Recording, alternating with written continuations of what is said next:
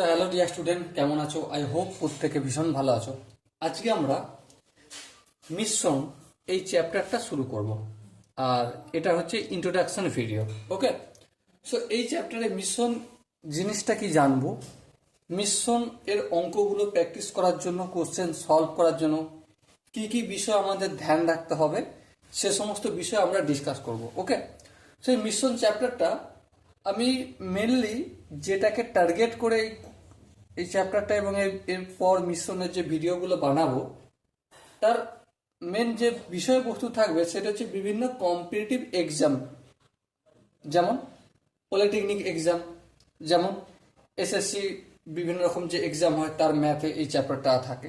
ওকে, so আর রেলওয়ের যে পরীক্ষা হয়, এনটিপিসি যে পরীক্ষা হয়, এই টাইপের যে পরীক্ষাগুলো হয়, সেই পরীক্ষাগুলোকে মাথায় রেখে আমি এই চ্যাপ্টারটা কভার করব।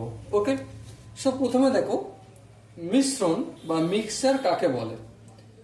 মিশ্রণ বা মিক্সার হচ্ছে দুই অথবা তার বেশি পদার্থ। কি বললাম? এটা একটা পদার্থ, এটা একটা পদার্থ, আর এটা একটা পদার্থ। তাহলে দুই অথবা তার বেশি, তিনটে পদার্থ হতে পারে, চারটে পদার্থ হতে পারে, যতই হোক না কেন, দুই বা তার বেশি পদার্থ নির্দিষ্ট অনুপাতে। সাপোজ মনে করো এটা আমি 2 ইউনিট নিয়েছি, এটা 3 নিয়েছি, এটা 1 নিয়েছি, এটা 5 নিয়েছি, এটা 6 নিয়েছি। দেখো প্রতিটা পদার্থ নেয়ার একটা নির্দিষ্ট অনুপাত। এই নির্দিষ্ট অনুপাতে মেশালে যে মিশ্র পদার্থটা, যে পদার্থ তৈরি হয়, তাকে এই উপাদানগুলোর কি বলে? মিশ্র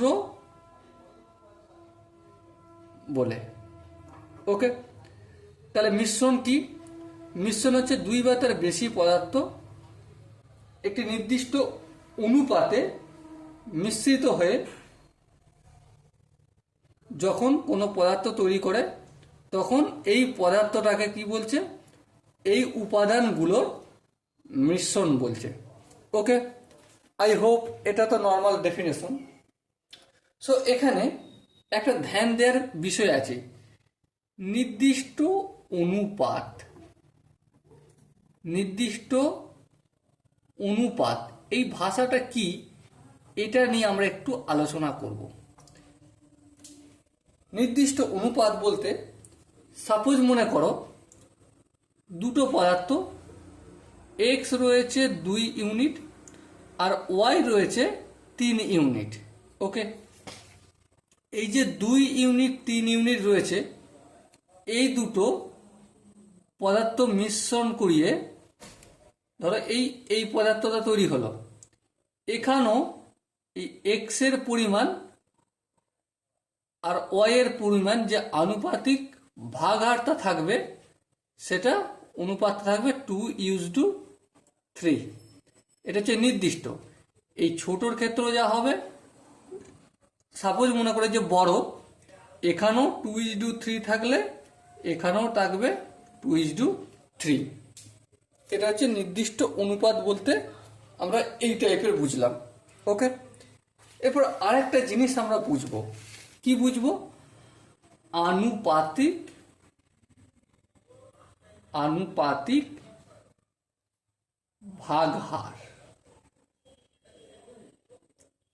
এই আনুপাতিক ভাগহার জিনিসটা কি? দেখো, আনুপাতিক ভাগহার হচ্ছে এই যে এক্স 2 ইউনিট আছে আর ওয়াই আছে 3 ইউনিট আছে, তো হ্যাঁ, প্রদত্ত অনুপাত থেকে পৃথক পৃথক পদগুলি যে হারে থাকে, যে হারে থাকে, সাপোজ মনে করো এই এক্স আর ওয়াই, এক্স আছে 2 ইউনিট আর ওয়াই আছে 3 ইউনিট, তাহলে এদের অনুপাত হচ্ছে x is to y equal to 2:3। হ্যাঁ ঠিক। তাহলে এক্স এর আনুপাতিক ভাগহার কত? এক্স এর আনুপাতিক ভাগহার হলো, তাহলে দেখো 2:3, তাহলে নিচে হবে 2+3। আর লব কি হবে? লব এক্স বলছি মানে প্রথমেরটা উপরে হবে। তাহলে আলটিমেট এক্স বলতে 2/5 বোঝাবে। আর ওয়াই বলতে কি সেম, উপরে 3, ওয়াইটা পরে আছে তাই 3 হলো এখানে উপরে। আর হর কি হবে 2 প্লাস 3, তাহলে কি হলো 3/5। তো আলটিমেট জিনিসটা আমি কি বুঝলাম এটা দেখে আমি বুঝলাম যে একটা মিশ্রণ যেখানে এক্স এর পরিমাণটা 5 ভাগের মধ্যে 2 ভাগ আছে। ওকে, আবার এটা দেখে কি বুঝলাম একটা মিশ্রণ যেখানে 5 ভাগের মধ্যে 3 ভাগ আছে কোনটা, ওয়াইটা। এই ভাষাটা যদি একবার রপ্ত করে নাও আর কোনো জায়গায় প্রবলেম হবে না। ওকে, তাহলে এই x is to y equal to 2:3, এ থেকে আমরা কি বুঝতে পারলাম যে এক্স এর আনুপাতিক ভাগাহার হলো 2/5 আর ওয়াই এর আনুপাতিক ভাগাহার হলো 3/5। ওকে, আই হোপ তোমরা মিশ্রণের এই ইন্ট্রোডাকশন পার্টটা মোটামুটি একটু বুঝতে পেরেছ। বেশি প্রেসার নিয়ে লাভ নেই, বেশি সূত্র আমরা এখন শিখবো না, বেশি সূত্রের মাধ্যমে কোশ্চেন করব না, চেষ্টা করব আমরা বাস্তব বিচারকে কাজে লাগাবো। বাস্তব, ঠিক আছে, বাস্তব বিচার বিবেচনাকে কাজে লাগিয়ে আমরা প্রতিটা অঙ্ক প্র্যাকটিস করব। ওকে, তাতে কি হয়, তাতে আমাদের প্রেসার বলে ফিল করি না, তাতে আমরা অঙ্ক পড়ব, অঙ্ক কোশ্চেনে কি বলেছে সেটা বুঝবো, তারপর অঙ্ক প্র্যাকটিস করব, তাই না? আই হোপ তোমরা প্রত্যেকে বুঝতে পেরেছো কি বলতে চাইছি আমি। সো এই ভিডিওটা আমি এখানেই শেষ করছি। পরের ভিডিও থেকে বিভিন্ন রকম অঙ্ক আমি তোমাদের সাথে ডিসকাস করব। কিন্তু হ্যাঁ, মিশ্রণ জিনিসটা কি আর নির্দিষ্ট অনুপাত কি এই জিনিসটা একটু বুঝিয়ে দিলাম আজকে। আর কি বোঝালাম, আনুপাতিক ভাগাহার বলতে বিষয়বস্তুটা কি সেটাও আমি ক্লিয়ার করেছি এখানে। ওকে, আর এই দুটো বোঝা গেলে আশা করি তোমাদের কোনো জায়গায় প্রবলেম আশা করি হবে না।